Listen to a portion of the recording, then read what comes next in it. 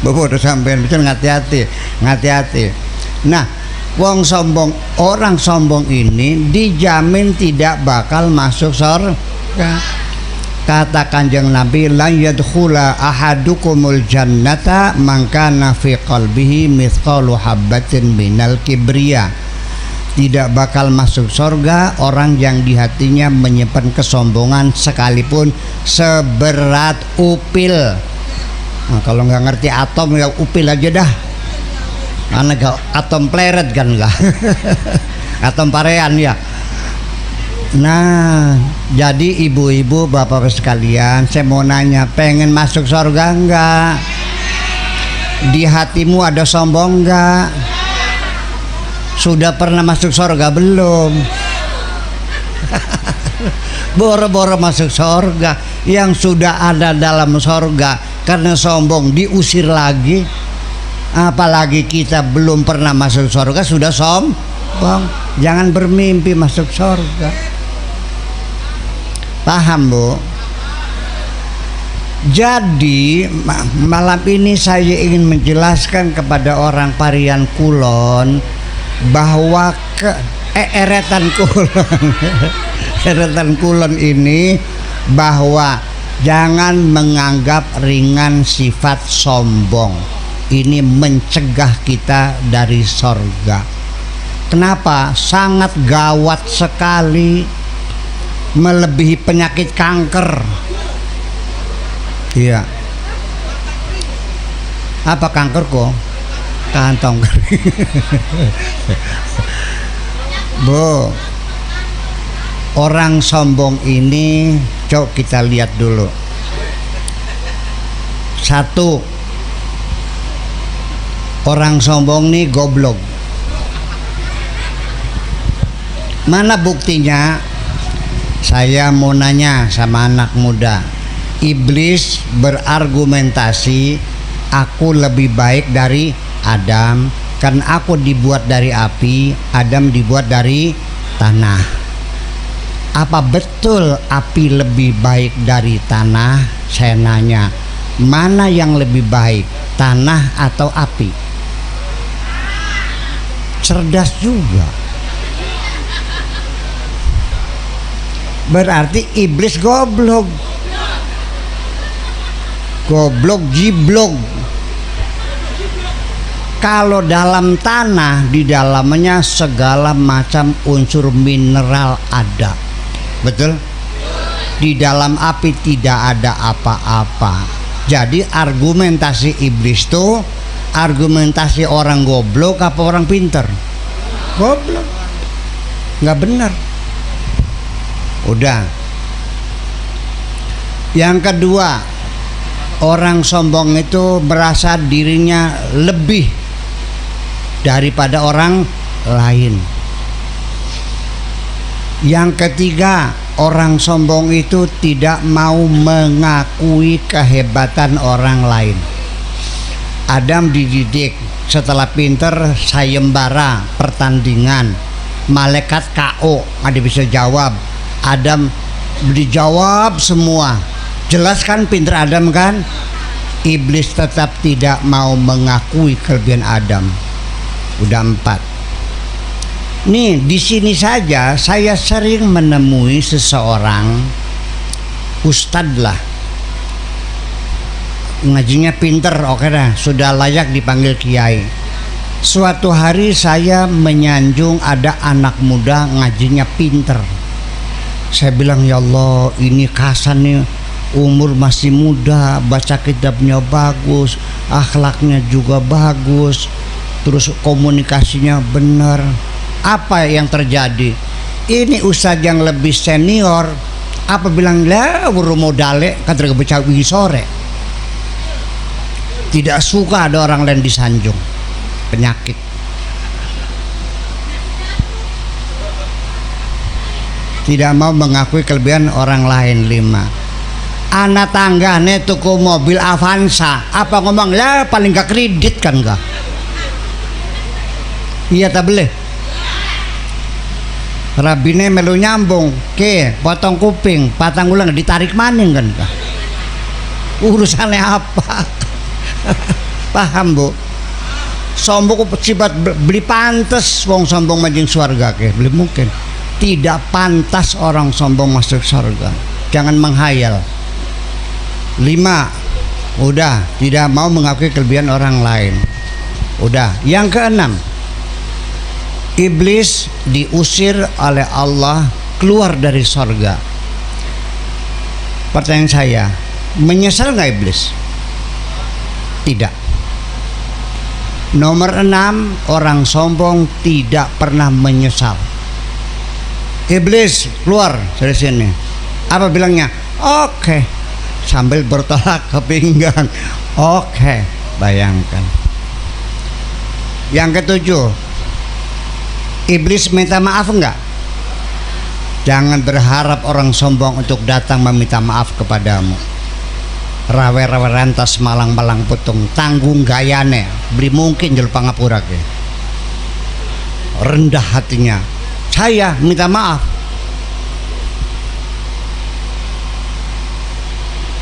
Oke. Yang ke-8, kata Allah keluar. Oke. Malah menantang. Yang ke-8, orang sombong paling suka menantang. Aku keluar, 2 persyaratan, bayangkan. Silahkan keluar. Mau apa kamu iblis? Qala anzirni ila yaumi yub'atsun. Ya Allah, aku minta panjang umur sampai kiamat. Kata Allah, oke. Persyaratan saya kabulkan, kamu panjang umur sampai kiamat. Innaka minal mundharin. Sudah keluar. Satu lagi kunlog beli mesti ngancam-ngancam iki wong sombong. Apa maning nang? Izinkanlah aku menggoda seluruh umat manusia. Qala fa bi'izzatika la ughwiyannahum ajma'in. Kata Tuhan, los, silakan goda semuanya, kuizinkan. Artinya bahwa dari sini ada kebocoran. Ini sebetulnya ini urusan-urusan badan intelijen ini sebenarnya. Ternyata ibu sekalian, iblis menggoda kita ini legal formal, resmi. Iblis mendapat izin dari Tuhan untuk menggoda kita. Iblis ngantongin SIM. Apa SIM tuh? Surat izin menggoda.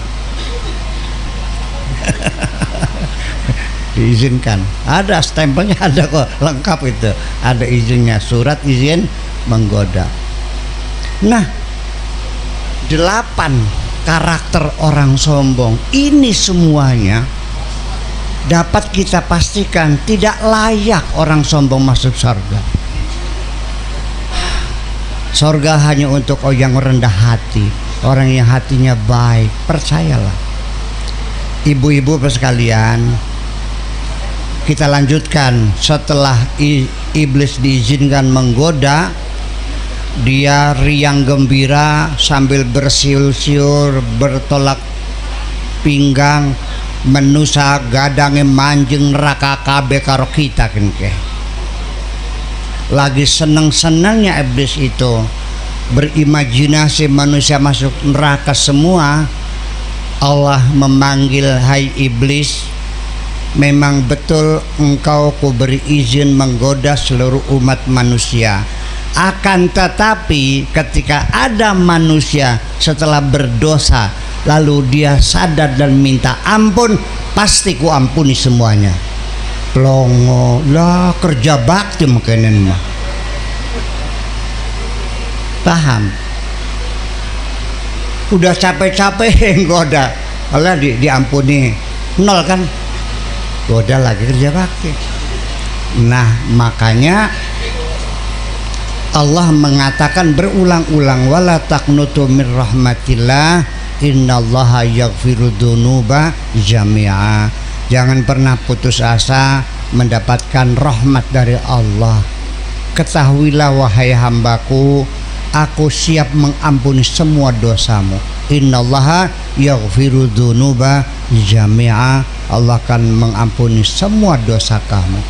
Apalagi hanya sekedar mampir di Legok. Katakan engkau sebagai pelacur 40 tahun, dengan setitik air mata Allah ampuni semuanya. Yang penting kau minta maaf, itu Allah. Percayalah. Tetapi disinilah makanya ibu sekalian perlu kita ketahui kenapa kita ini sulit sekali bertobat. Sulit. Saya jarang melihat ada orang lagi sholat sambil menangis. Kalau sholat tilang, kukur-kukur, betul nggak? Bari nantani sarung. Ya, sulit. Kenapa? Dari itu iblis merubah strategi perjuangannya, bukan menggoda manusia melakukan dosa, tetapi lebih dari itu, kata kuncinya bagaimana caranya supaya manusia tidak meminta ampun kepada Allah. Itu strateginya.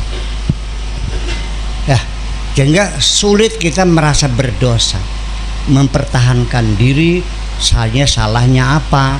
Ya ini kan wajar, namun demikian dan sebagainya. Itulah. Jadi ibu-ibu sekalian, saya nanya lagi, pengen masuk surga Bu? Ada sombongnya enggak?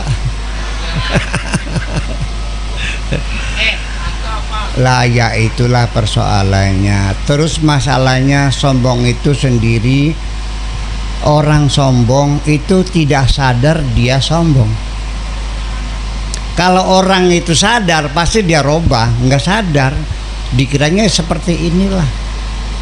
Tetapi apalagi di sorga, di dunia saja, kalau kita bergaul dengan orang yang sombong, nggak betah, nggak ada orang betah sombong. Percaya nggak?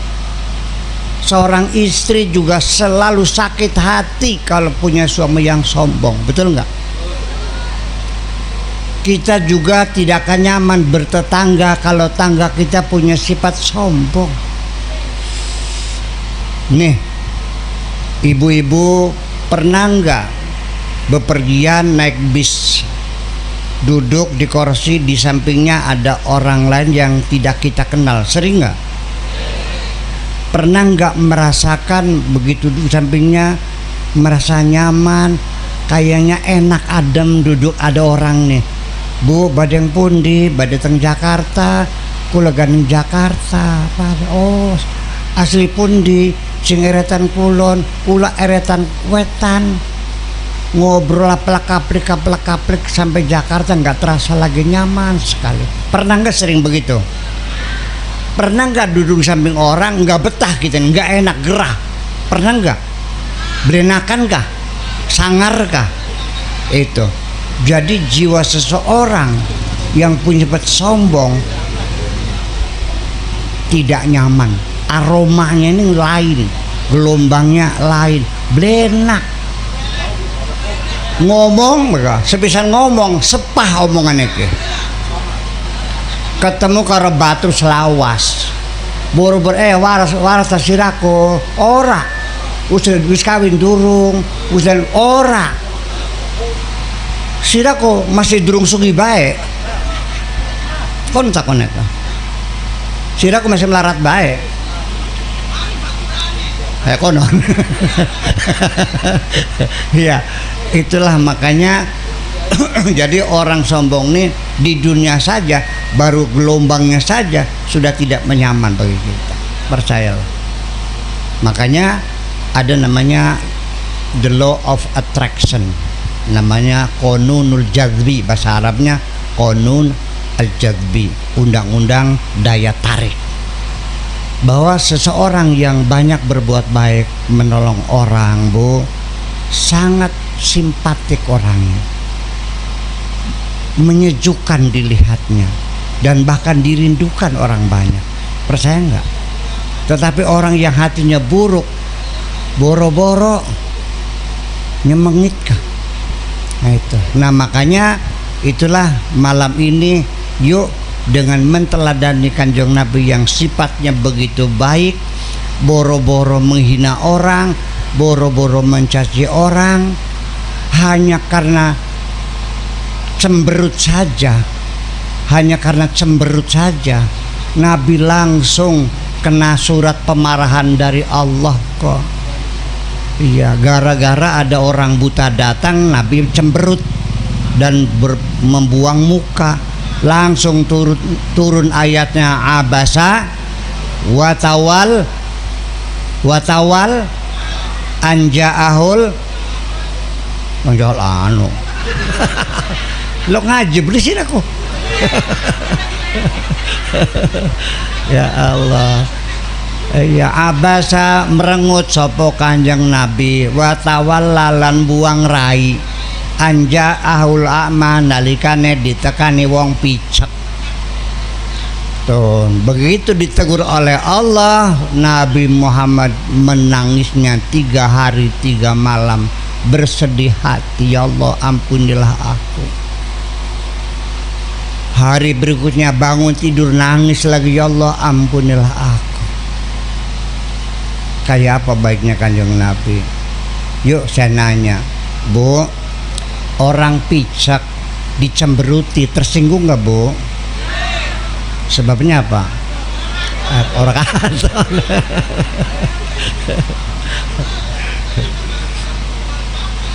Wong picek diplengosi nyewot beli. Sebabnya. Jadi pertanyaan saya, Nabi menyakiti hati orang enggak? Ya tidak dong. Yang nggak sakit kok nggak tahu. Jadi Nabi ini ukurannya bukan hanya menghina orang lain. Begitu dia sadar tidak hormat saja sudah merupakan dosa bagi beliau. Paham? Itulah kelembutan hati Kanjeng Nabi seperti itu.